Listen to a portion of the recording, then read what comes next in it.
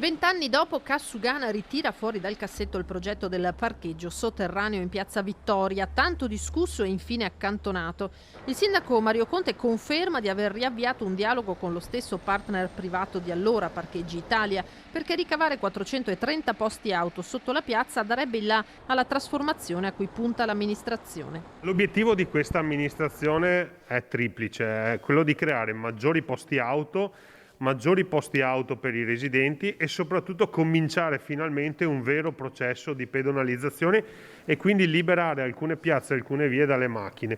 E la soluzione del parcheggio interrato è l'unica soluzione che ci consente di ottenere questi risultati. Ovviamente 20 anni dopo sono cambiate le tecnologie, sono cambiate le caratteristiche anche costruttive, ma non sono cambiate le esigenze della città. Si rimette dunque mano complessivamente al piano parcheggi che Conte definisce pieno di criticità. Che tra l'altro vedeva protagonista il pattinodromo con un contratto firmato dalla precedente amministrazione che metteva anche a rischio la tenuta delle mura. Ecco, noi abbiamo voluto proteggere le mura, ma soprattutto dar risposte da un punto di vista dei servizi. Ex patinodromo e Cantarane rimarrebbero di fatto come sono ora, un quadro di fronte al quale le opposizioni sono fortemente critiche, in particolare rispetto al Park Vittoria. Un progetto vecchio di 20 anni che non risolverà il problema dei parcheggi a Treviso. Servono parcheggi scambiatori per realizzare una vera pedonalizzazione. Portare le auto in centro, oltre che controproducente, è sbagliato. È un progetto vecchio, pensato 20 anni fa con esigenze diverse.